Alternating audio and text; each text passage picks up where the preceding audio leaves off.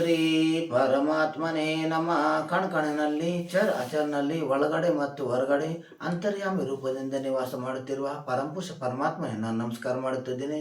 ವಿಷಯ ಏನೆಂದರೆ ಮಾನವನ ಜೀವನದ ಸರ್ವಶ್ರೇಷ್ಠ ಸಾಧನೆಯಾಗಿದೆ ಆತ್ಮ ಸಾಕ್ಷಾತ್ಕಾರ ಪ್ರಾಪ್ತಿಕೊಳ್ಳುವುದು. ಆತ್ಮ ಸಾಕ್ಷಾತ್ಕಾರ ಮೊದಲು ಮತ್ತು ಆತ್ಮ ಸಾಕ್ಷಾತ್ ನಂತರ ಯಾವ ರೀತಿ ಮೂರು ಅವಸ್ಥೆ ಐತೆ, ಮೂರು ಸ್ಥಿತಿ ಐತೆ, ಸ್ವಪ್ನ, ಜಾಗೃತಿ, ಸುಸುಪ್ತಿಯಲ್ಲಿ ಯಾವ ರೀತಿ ಸಾಕ್ಷಾತ್ ತದನಂತರ ಏನೆಲ್ಲ ಬದಲಾವಣೆ ಆಗ್ತಾ ಇದೆ ನಾವೀಗ ನೋಡೋಣ. ಈ ಮೂರು ಏನೆಲ್ಲ ಬದಲಾವಣೆ ಆಗ್ತದೆ ನಾವು ನೋಡೋಣ. ಯಾವ ರೀತಿ ಬದಲಾವಣೆ ಆಗ್ತದೆ, ಸುಸುಪ್ತಿಯಲ್ಲಿ ಜಾಗೃತಿಯಲ್ಲಿ ಯಾವ ರೀತಿ ಅವನು ಇರ್ತಾನೆ, ತನ್ನನ್ನು ತತ್ವವಾಗಿ ಅಲ್ಲ ನಿಜವಾಗಿ ಏನು ಬದಲಾಗುತ್ತದೆ ಎಂಬ ದೃಷ್ಟಿಯನ್ನು ಸ್ಪಷ್ಟವಾಗಿ ಹೇಳಲಾಗಿದೆ. ಅವರು ಮೂರು ಸ್ಥಿತಿಗಳು ಜಾಗೃತಿ, ಸ್ವಪ್ನ, ಸುಸುಪ್ತಿ ಆತ್ಮ ಸಾಕ್ಷಾತ್ಕಾರದ ನಂತರವೂ ಇರುತ್ತವೆ. ಆದರೆ ಆತ್ಮವು ಅವುಗಳಲ್ಲಿ ಬಂಧಿತನಾಗಿ ಇರುವ ಭ್ರಮೆ ಮಾತ್ರ ಕರಗುತ್ತದೆ. ಇದೇ ಮೂರು ಸ್ಥಿತಿಗಳಿಂದ ಪರ ಆಗುವುದು. ಮೂರು ಸ್ಥಿತಿಗಳು ಸಾಕ್ಷಾತ್ ತದನಂತರವೂ ಅಲ್ಲಿರ್ತದೆ. ಅದು ಆತ್ಮವು ಅವುಗಳಲ್ಲಿ ಬಂಧಿತನಾಗಿರುವುದಿಲ್ಲ, ಭ್ರಮೆ ಮಾತ್ರ ಕರಗುತ್ತದೆ. ಅವರು ಇದೇ ಮೂರು ಸ್ಥಿತಿಗಳಿಂದ ಪರ ಆಗುವುದು. ಆತ್ಮ ಸಾಕ್ಷಾತ್ ಮೊದಲು ವ್ಯಕ್ತಿ ಯಾವ ರೂಪದಲ್ಲಿ ಇರ್ತಾನೆ, ವ್ಯಕ್ತಿ ಸ್ಥಿತಿ ಏನು? ಸಾಮಾನ್ಯ ವ್ಯಕ್ತಿ ಹೀಗೆ ಗುರುತಿಸಿಕೊಳ್ಳುತ್ತಾನೆ. ಜಾಗೃತಿನಲ್ಲಿ ನಾನು ದೇಹ ಮನಸ್ಸು, ಸ್ವಪ್ನದಲ್ಲಿ ನಾನು ಕನಸಿನ ಅನುಭವಿಸುವನು, ಸುಸುಪ್ತಿಯಲ್ಲಿ ನಾನು ಅಲ್ಲ ಅಂದರೆ ಮೊದಲು ವ್ಯಕ್ತಿ ಅಂದರೆ ತನ್ನನ್ನು ಸ್ಥಿತಿಗಳೊಂದಿಗೆ ಸೇರಿಸಿಕೊಂಡಿರುತ್ತಾನೆ. ಅವರು ತನ್ನನ್ನು ತಾನು ತಿಳಿದ ಮೇಲೆ ಆತ್ಮಜ್ಞಾನಿ. ತನ್ನನ್ನು ತಾನು ಯಾರು ತಿಳಿಯುವನು ಆತ್ಮ ಸಾಕ್ಷಾತ್ಕಾರದ ನಂತರ ಜಾಗೃತಿಯಲ್ಲಿ ಏನಾಗುವುದು, ದೇಹ ಕಾರ್ಯ ಮಾಡುತ್ತದೆ, ಮನಸ್ಸು ಯೋಚಿಸುತ್ತದೆ, ಜಗತ್ತು ಕಾಣಿಸ್ತದೆ, ಅದರ ಒಳಗಿನ ದೃಢ ಅರಿವು ಇವೆಲ್ಲ ನನ್ನಲ್ಲಿ ಕಾಣಿಸುತ್ತಿವೆ. ನಾನು ಇವೆಲ್ಲವನ್ನು ನೋಡುವ ಸಾಕ್ಷಿ ಮಾತ್ರನಾಗಿದ್ದೇನೆ. ಇವೆಲ್ಲ ನನ್ನಲ್ಲಿ ಕಾಣಿಸ್ತಿದೆ, ನಾನು ಕೇವಲ ನೋಡುವ ಸಾಕ್ಷಿಯಾಗಿದ್ದೇನೆ. ನಾನು ಮಾಡುವವನೆಂಬ ಭ್ರಮೆ ಸಡಿಲಿಸಿಕೊಳ್ಳುತ್ತದೆ, ಕರ್ಮ ನಡೆಯುತ್ತದೆ, ಆದರೆ ಬಂಧನವಿರುವುದಿಲ್ಲ. ಸ್ವಪ್ನದಲ್ಲಿ ಏನಾಗುತ್ತದೆ, ಕನಸು ಬರುತ್ತದೆ, ಅನುಭವಗಳು ನಡೆಯುತ್ತವೆ.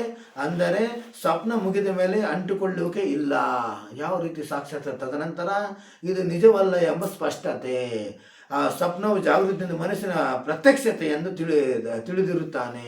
ಸುಸುಪ್ತಿಯಲ್ಲಿ ಏನಾಗುತ್ತದೆ, ಸಾಕ್ಷಾತ್ಕಾರ ಮೊದಲು ಮನಸ್ಸಿಲ್ಲ, ಜಗತ್ತಿಲ್ಲ, ಆಮೇಲೆ ಆದರೂ ನಾನು ಇಲ್ಲ ಅನ್ನುವುದಿಲ್ಲ, ನಾನು ಶಾಂತಿ ಸ್ವರೂಪ ಎಂಬ ಅಸ್ತಿತ್ವ ಮಾತ್ರ ಅಲ್ಲಿ ಉಳಿಯುತ್ತದೆ.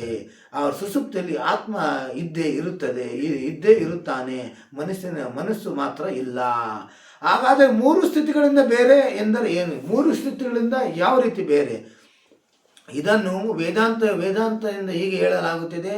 ನಾನು ಜಾಗೃತಿಯಲ್ಲಿಲ್ಲ, ನಾನು ಸ್ವಪ್ನದಲ್ಲಿಲ್ಲ, ನಾನು ಸುಸುಪ್ತಿಯಲ್ಲಿಲ್ಲ. ಈ ಮೂರು ನನ್ನಲ್ಲಿ ಕಾಣಿಸುತ್ತವೆ.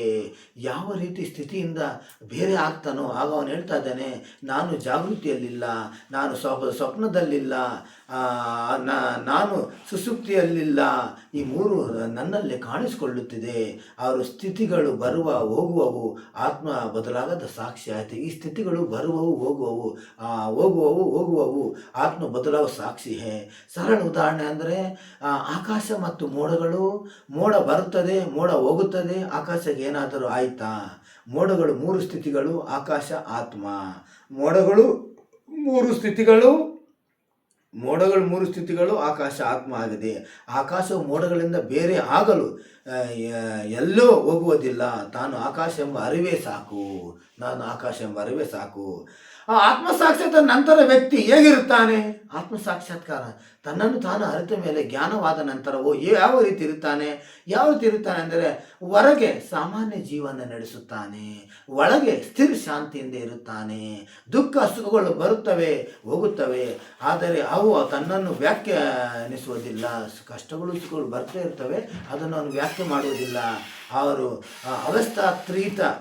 ಅವಸ್ಥಾತ್ರಯಾತೀತ ಜ್ಞಾನ ಎಂದು ಕರೆಯುತ್ತಾರೆ. ಇದನ್ನೇ ಅವಸ್ಥಾತೀತ ತ್ರಯಾತ್ರ ಜ್ಞಾನ, ಅವರು ತ್ರಯಾತೀತ ಜ್ಞಾನ ಅಂತ ಕರೆಯುತ್ತಾರೆ. ಅವರು ಮೂರು ಸ್ಥಿತಿಗಳಿಂದ ಪರ ಆಗುವುದು, ಅವುಗಳನ್ನು ತ್ಯಜಿಸುವುದಿಲ್ಲ. ನಾನು ಸ್ಥಿತಿಗಳಲ್ಲ, ಸ್ಥಿತಿಗಳು ನನ್ನಲ್ಲಿ ಎಂಬ ನೇರ ಅನುಭವದಲ್ಲಿ ನೆಲೆಸುವುದು. ಯಾವಾಗ ಸಾಕ್ಷಾತ್ಕಾರ ಆಗ್ತದೆ ಆಗ ಅವನೇನು ಹೇಳ್ತಾನೆ, ನಾನು ಸ್ಥಿತಿಗಳಿಲ್ಲ, ಸ್ಥಿತಿಗಳು ನನ್ನಲ್ಲಿದೆ. ನಾನು ಸ್ಥಿತಿಗಳಿಲ್ಲ, ಸ್ಥಿತಿಗಳು ನನ್ನಲ್ಲಿದೆ ಅಂತ ದೃಢ ಅನುಭವ ಆಗ್ತದೆ. ದೃಢ ಅನುಭವ ಆಗ್ತದೆ. ಆಗ ಇವನು ಅನುಭವ ಆದಾಗ ತನ್ನ ಸ್ವಸ್ವರೂಪಿನಲ್ಲಿ ನಿಲ್ಲುವನು. ತನ್ನ ಸ್ವಸ್ವರೂಪಿನಲ್ಲಿ ನಿಂತು ಸಾಮಾನ್ಯದಲ್ಲಿದ್ದು ಸ್ವಸ್ವರೂಪಿನಲ್ಲಿ ನಿಂತು ತನ್ನ ಸ್ವಸ್ವರೂಪವನ್ನು ಅರಿತುಕೊಂಡು ಜ್ಞಾನವಾದಾಗ ಅವನು ಶಾಂತಿಯಿಂದ ನಿಲ್ಲುವನು. ಹೀಗೆ ಸಾಕ್ಷಾತ್ಕಾರ ತದನಂತರ ನಿಮ್ಮ ಆಸೆಗಳು, ಅಪೇಕ್ಷೆಗಳು, ಇಚ್ಛೆಗಳು ಎಲ್ಲ ನಷ್ಟ ಹೋಗಿ ಸ್ವಯಂ ಪ್ರಕಾಶಮಾನ ಆಗುವನು. ಎಲ್ಲ ಹೊರಗಡೆ ನಾನು ಹುಡುಕುತ್ತಿದ್ದೆ, ಏನೆಲ್ಲ ಪರಮಾತ್ಮನ ಈಶ್ವರನ ದೇವರನ್ನು ಅವನು ನನ್ನ ಒಳಗಡೆ ಇದ್ದಾನೆ, ನಾನೇ ಪ್ರಕಾಶ ಎಲ್ಲರಿಗೂ ಮಾಡುತ್ತಿದ್ದಾನೆ. ಮೊದಲು ನಾನು ಅಂದ್ಕೊಂಡೆ ಪ್ರಕಾಶ ಹೊರಗಡೆಯಿಂದ ಬರ್ತಾ ಇದೆ, ನನಗೆ ಜ್ಞಾನವಾದಾಗ, ಅರಿವಾದಾಗ ಅವನಿಗೆ ಅನುಭವ ಆಗ್ತದೆ. ಸ್ವಾನುಭೂತಿಯಿಂದ ಪ್ರಕಾಶ ನನ್ನ ಒಳಗಡೆ ಹೋಗ್ತಿದ್ದೆ, ನಾನೇ ಎಲ್ಲ ಪ್ರಕಾಶ ಮಾಡುತ್ತಿದ್ದೇನೆ ಅಂತ ನನಗೆ ಅರಿವಾಗ್ತದೆ. ಇವತ್ತು ನಿಷ್ಠೆ. ಓಂ ಶ್ರೀ ಪರಮಾತ್ಮನೇ ನಮಃ.